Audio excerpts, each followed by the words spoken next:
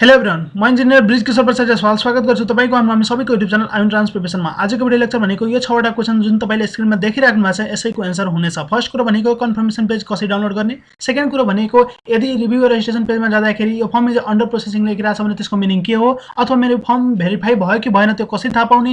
अर्को थर्ड कुरा भनेको student verification failed for provided information भनिदियो भने के गर्ने। त्यसैगरी कुनै पनि किसिमको इन्फर्मेसन फोटो अथवा मेरो नाम अथवा केही कुरा डेट अफ बर्थ जे पनि हुन सक्छ, यदि त्यो मिस्टेक छ भने कसरी सच्याउने र सच्याउँदाखेरि कति पैसा लाग्छ, त्यसैगरी एडमिट कार्ड कहिले आउँछ र कसरी डाउनलोड गर्ने भन्ने कुरा माथि हुनेछ। त्यसैले फर्स्ट क्वेशन हेरौँ, how to download confirmation page. Confirmation page download गर्दाखेरि धेरै जनाले प्रब्लम आएको छ, कसैले डाउनलोड गर्नु भएको होला, ठिकै छ। यदि तपाईको प्रब्लम आयो भने यसरी ल्यापटपमा लेखेर होला फेल्ड नेटवर्क एरर भनेर, अथवा मोबाइलमा पनि लेखेर होला। त्यसैले कसरी गर्न सकिन्छ त्यसको सोलुसन भनेको धेरै इजी छ। यूसी ब्राउजरबाट तपाईले डाउनलोड गर्न सक्नुहुनेछ, चाहे त्यो फोनमा होस् अथवा ल्यापटपमा होस्। त्यसैले फोनमा कसरी डाउनलोड गर्ने त्यो चाहिँ हेरौँ। त्यसको लागि पहिला चाहिँ प्ले स्टोरमा जानुस् र प्ले स्टोरमा गइसके पछाडि यूसी ब्राउजर सर्च गर्नु होला।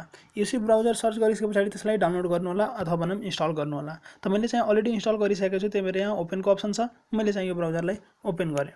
ठीक छ, तपाईहरुले पनि इन्स्टल गरिसके पछाडि अब तपाईले यो ब्राउजरमा आइसके पछाडि यहाँ गएर माथि सर्च गर्न सक्नुहुन्छ entrance.io.edu.np भनेर सर्च गर्नु होला यो वेबसाइट, जहाँबाट चाहिँ हामीले IOE को अब कन्फर्मेसन पेज जुन हामीले फर्म भरिसकेका छौं त्यो फर्म चाहिँ कसरी डाउनलोड गर्ने अथवा भनौँ कि त्यो कन्फर्मेसन पेज कसरी डाउनलोड गर्ने त्यसको बारेमा छ। अब रिभ्यू गर्नको लागि यो रिभ्यू रजिस्ट्रेसन स्ट्याटसमा क्लिक गरिदिनुस्। यसमा गइसके पछाडि यो मैले कुन ब्राउजर युज गर्दैछु, यूसी ब्राउजर। यूसी ब्राउजरबाट तपाईको डाउनलोडमा कुनै किसिमको प्रब्लम आउने छैन। र त्यसपछि हामीले यहाँ last name, date of birth र तपाईको आइडेन्टिफिकेसन नम्बरहरु राख्नुपर्ने हुन्छ।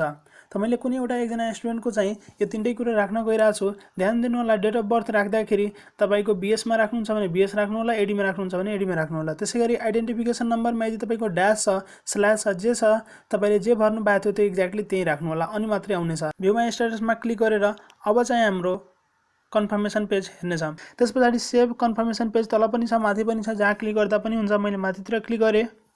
अब यति गरिसके पछाडि यूसी ब्राउजरमा हुनुहुन्छ भने तपाईको सजिलै डाउनलोड हुनेछ, कुनै पनि किसिमको प्रब्लम आउने छैन। यसले भन्छ डाउनलोड गरौँ त, डाउनलोडमा क्लिक गर्दिम। ठीक छ, अब डाउनलोडमा क्लिक गरिसके पछाडि यदि तपाईले पहिला नै डाउनलोड गर्नु भएको छ भने यसरी भन्छ रिडाउनलोड गर्नलाई। यदि तपाई फर्स्ट चोटी डाउनलोड गर्नुहुन्छ भने सिधै डाउनलोड स्टार्ट हुनेछ। मैले चाहिँ रिडाउनलोडमा क्लिक गरिदिए। ठीक छ, त एकचोटी अझै अब यसले भन्छ 2G network 3G network use गर्दै हुनुहुन्छ, ल ठिकै छ, ओके गर्दिम हैन। तपाईले यस्तो कुराहरु वाइफाई युज गर्नुहुन्छ भने यस्तो केही पनि आउने छैन सिधै। त्यसो भए मेरो चाहिँ यो डाउनलोड भइसकेको छ। अब यो हेर्नको लागि मैले ओपनमा क्लिक गर्छु। ओके, त्यसो भए यहाँ चाहिँ तपाईले थुप्रै कुराहरु हेर्न सक्नुहुन्छ। अहिले तपाईको यो एडमिट कार्ड हैन भनेर माथि लेखेको छ। त्यसपछि तपाईले आफ्नो एक्जाम डेट के चुज गर्नु भएको छ र त्यसको चाहिँ टाइम कति छ त्यो पनि तपाईले तलतिर हेर्न सक्नुहुन्छ। ठीक छ, त यो त्यही दिन तपाईको एक्जाम हुने कुरा त फेरि तपाईको एडमिट कार्ड आउँदाखेरि एडमिट कार्डमा पनि लेखेको हुनेछ, तर अहिले पनि यसमा तपाईले हेर्न सक्नुहुनेछ।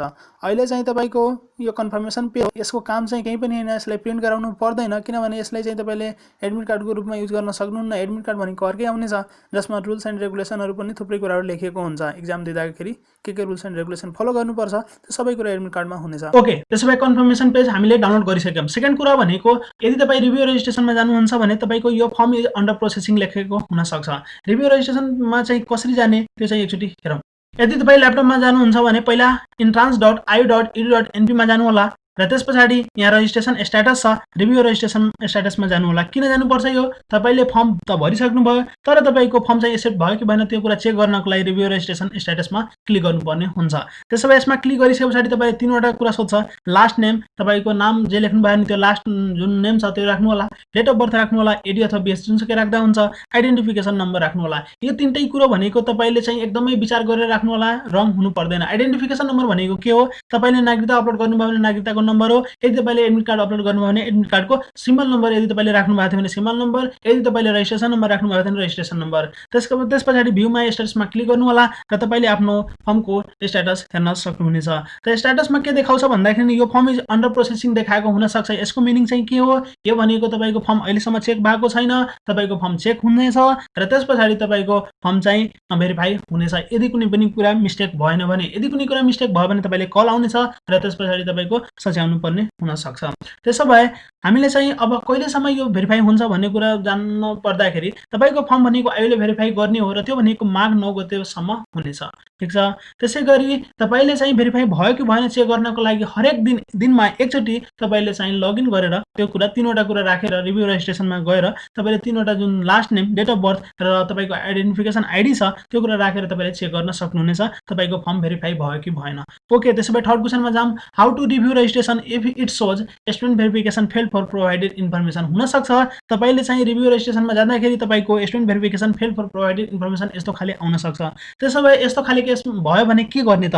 फर्स्ट कुरो म सजेस्ट गर्छु तपाईँले आफ्नो last name, date of birth र आइडेन्टिफिकेसन नम्बर चेक गर्नु होला एकचोटि फेरि। ठिक छ, राम्रोसँग राख्नु होला अनि त्यसपछि भ्यू माई स्ट्याटसमा क्लिक गर्नु होला। यदि तैपनि तपाईँको भएन भने के गर्न सक्नुहुन्छ, तपाईँले चाहिँ अब यसको सोल्युसन भनेको आइओलाई इमेल गर्नुपर्ने हुन्छ। इमेल आइडी भनेको entrance@io.edu.np हो र यसमा चाहिँ तपाईँले इमेल गर्दाखेरि तपाईँको डकुमेन्ट भने पछाडि 3वटा कुरो तपाईँको फोटो, तपाईँको डकुमेन्ट भन्ने पछाडि जुन तपाईँले अपलोड गर्नुभयो, नागरिकता भने नागरिकता अथवा तपाईँको के हुनसक्छ भन्दाखेरि नि अर्को एडमिट कार्ड हुनसक्छ, एडमिट कार्ड र त्यसै गरी पेमेन्ट भाउचर अथवा तपाईँ ई सेवा खल्तीबाट जेबाट गर्नुभयो त्यसको स्क्रिनसट त्यसमा राख्नु होला। त्यसो भए हामीले चाहिँ इमेल लेख्दाखेरि कसरी लेख्ने म त्यो पनि हल्का देखाउन चाहे। इमेल लेख्दाखेरि तपाईँले यहाँ 2 मा चाहिँ entrance@io.edu.np लेख्नु होला। सब्जेक्टमा तपाईँले student verification fail for provided information लेख्न सक्नुहुनेछ।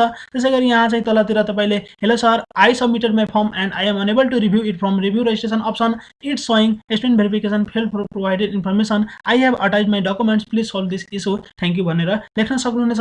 तपाईँले आफ्नो 3टै कुरो, एडमिट कार्ड भयो भने एडमिट कार्ड, नागरिकता भयो भने नागरिकता, तपाईँको फोटो र तपाईँको पेमेन्टको चाहिँ जुन भाउचर थियो अथवा तपाईँको जुन स्क्रिनसट छ त्यो कुरा चाहिँ अट्याच गरेर तपाईँले सेन्ड गर्न सक्नुहुनेछ।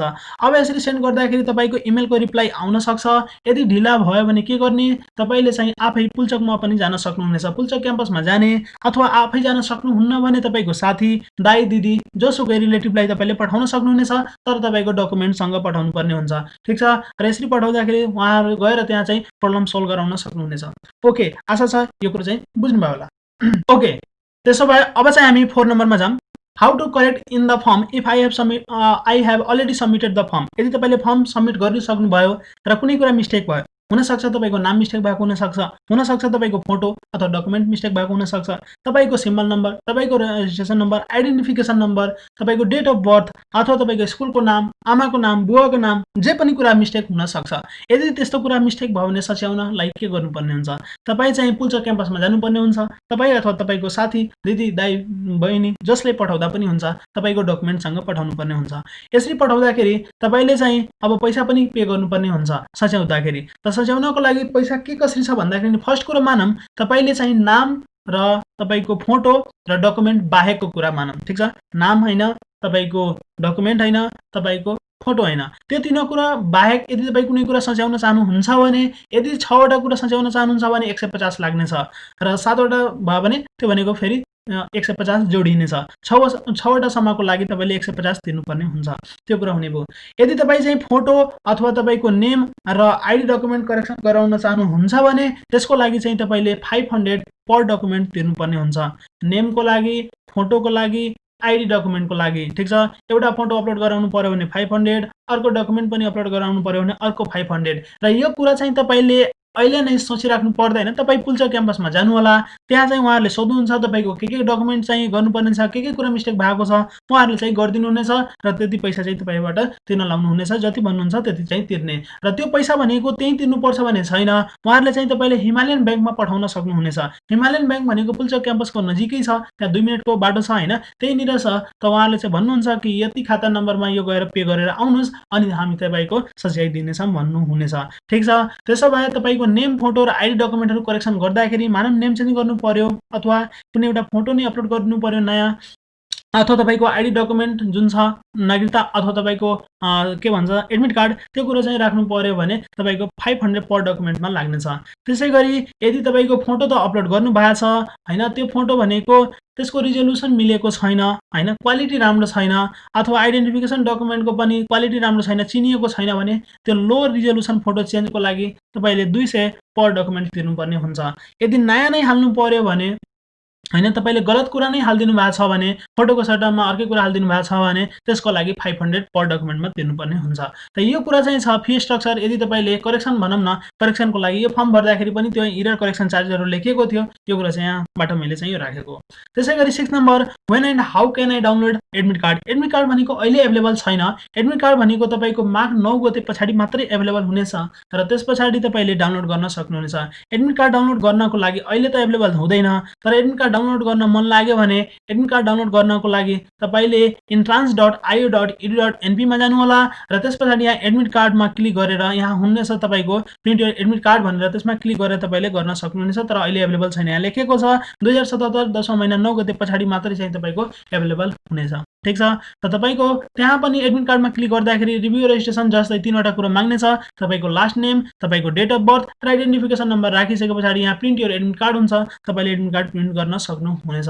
आशा छ बुझ्नुभयो होला। तैपनि यदि तपाईले कुनै पनि किसिमको समस्या छ भने तपाईले मलाई चाहिँ इमेल गर्न सक्नुहुन्छ brijkishorprasad196@gmail.com मा।